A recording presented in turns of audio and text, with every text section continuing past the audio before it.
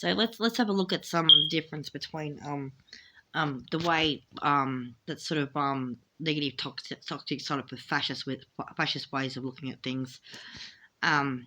Maybe not strictly fascist, but sort of in that general style of thinking. As opposed to what psychology has to teach about human behavior. So, psychology probably wouldn't teach you about immaterial polydualism. That's something that you would probably experience as a consequence of other things that technically only have something to do with psychology insofar as the practitioners wind up, doing things that cause that particular thing to happen, accidentally or on purpose, depending on which individual you're talking about. Because again, immaterial polydualism does actually imply the existence of plurality. And actually does refer to plurality. So, on that particular topic, there is a difference between what psychology teaches about behavior and what certain types of authoritarian, well, just a generic authoritarian type situations and myths and ideas about that. So, in sort of authoritarian narcissistic social dynamics, they are more of the nature versus nurture in the debate. So they think that people are born evil or good.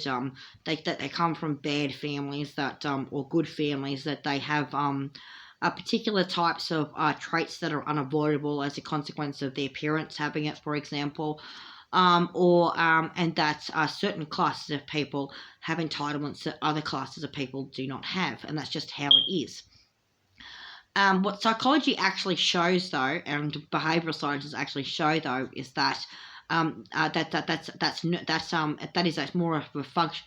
That's more about social systems and how that has actually affected human behavior, rather than actually being the truth of people. So, if you took a person out of a situation where certain types of behavioural attributes or behavioural tendencies were classified as normal for that particular social group, and you put them in a different one, they would be capable of learning a different style of behaviour. Things like operant conditioning also apply, as well as some principles of economics, which include ideas like the sunk cost fallacy and game theory, just to name very small aspects of that as well, and very small aspects of psychology at that. The other thing as well is that one of the things that's noticed in social psychology is where the phrase narcissistic social dynamics come from.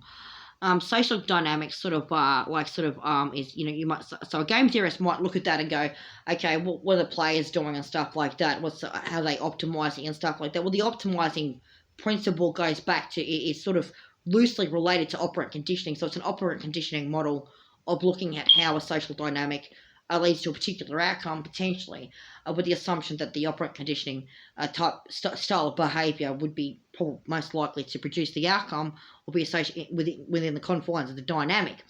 But it's not necessarily the case that that's how people always operate. There are social situations where altruism is a feature of it, and beings are prepared to have a temporary loss for the gain of the group. There are situations where the gain of the group is beneficial also to the one who has the loss. So take, for example, the idea of a firefighter going in to fight a fire. It puts that person at risk of a loss. They could even die if they try and fight that fire. But nonetheless, the removal of the fire from the community saves not only the houses of the people in that particular township, but may also save the firefighter's house. And as a consequence, it's a net gain for the firefighter and the community at large. Okay, so altruism can lead to a reward for the altruistic character, but it comes with a temporary loss. So, in narcissistic social dynamics, however, there's something peculiar about that, where they seem to have some kind of authoritarian social codes at operation, where they try to establish pecking orders. The pecking orders sometimes have a transference of who's the dog's body, who's the boss and stuff like that, switches around in accordance with how the dynamic shifts and changes. So If somebody was a dog's body at one point, then they might seek to not to be a dog's body later on. They might be able to engage in altruistic behaviour at the start, but once the narcissistic social dynamics associated with authoritarianism kicks in, they seem to start to resort to some kind of transference of dog body behaviour. So those particular dynamics are typically associated, again, with authoritarian beliefs and practices, or those that who have been subjected to authoritarian greater social systems and structures, and as a consequence of feeling kind of put down by it, I try to get a little bit of Schadenfreude out through what's called horizontal displacement behaviour. So the horizontal displacement behaviour, displacement of rage behaviour, it typically is what the people who deal with the subject of classism come into it. So it's a type of stratification. So they felt like they were put down by a different group and to the one that they were in that particular present tense. Sometimes they're a different social class to them. Maybe they're an aristocracy or a boss or something like that. They might not have been. It could just be some particular different individual or something like that. But in studies of classism, they would call that stratification leading to the displacement of rage. And displacement of rage contributes again to that narcissistic social dynamic. So from all of that, you can see that is not necessarily nature, but that's nurture. That is a product of complex arrays of beliefs that each individual has or had, and that contributes to the greater dynamic. So the attempt to modify the beliefs of different key players in a particular dynamic can lead to different outcomes. When it leads to different outcomes, it clearly shows that individuals are capable of changing their behaviour. When they're capable of changing their behaviour, it shows that nature is not actually truth, but nurture.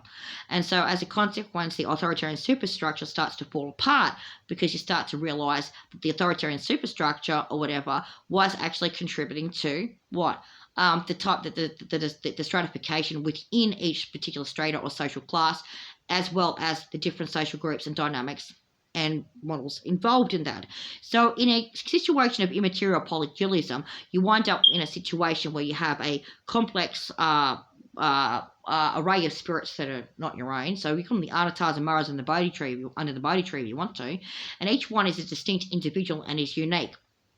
When one of the individuals continues to act in stereotyped fashions and doesn't appear to learn and tries to dominate the others in the group, they probably come from what's called a bilocation mirror or an entity of some kind that's come from a physical body elsewhere that is accustomed to authoritarian behaviour and is typically it's probably an older person who hasn't actually come to some kind of conclusion that they were taught something wrong, that behaviour doesn't actually apply in the other circumstances, and therefore might be a bit engaging what's called stubbornness.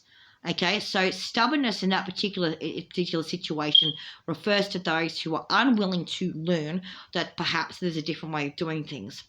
So when you're talking about people who are struggling to learn different ways of doing things, they're people whose physical bodies have probably not encountered wide groups of people before or met lots of different people and seen that there's lots of different ways of doing things. Typically when people stay within the same group for a prolonged period of time, they get what's called feedback loops in terms of their information. So they start to mutually reinforce each other's stereotypes. They start to mutually reinforce each other's prejudices. They mutually reinforce a code that would qualify as the shared belief of the group, but not necessarily the group beliefs of specific individuals. And that's called false cohesion.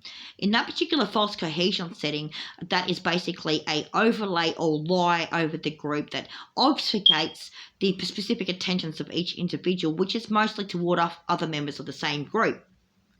And as a consequence of that, those particular individuals engage in what's called dishonesty behaviour. So they're dishonest with themselves, they're dishonest with each other, and as a consequence, they reinforce the authoritarian structures. So one of the things that have been noticed in more than one culture is that you'll probably notice that there is a theme or a story that's appeared in more than one culture, which is called the story about the outsider and the story about the traveller or the nomad. So the one who leaves their home community or their village, and they go and they make great discoveries, and then only to come back to their home village and find that No one's fucking changed, and they're not fucking interested.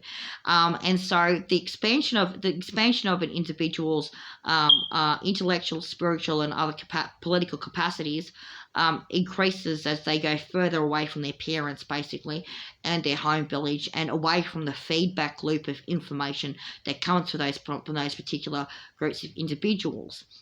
And so physical nomadicism is an important part of the expansion of mind process.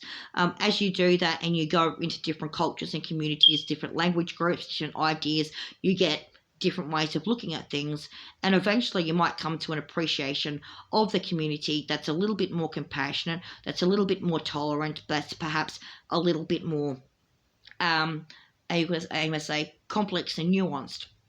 And of course, when that happens, okay, a really strange thing happens. They call it, here you do it properly and you try to show care and concern for each community as best as you can when you go to each one, and perhaps even make allies along the way, okay, you generate what's called positive karma. So positive karma leads to what's called a spiritual awakening, and this is what's really interesting. In a spiritual awakening, then you if it's big enough and you've enough people and whatever else, and you expand it wide enough, you wind up going into what's called a seventh seal burst. When you get a seventh seal burst, your true mind becomes the size of the globe, or perhaps even larger, depending on your circumstances, and then you encounter what's called immaterial polydualism. When you encounter immaterial polydualism, then you start to encounter the actual minds of other people, which includes the minds of people who were from the authoritarian superstructures and their beliefs, and they're really fucking annoying, and you start to wonder why you gave a shit about anyone at all.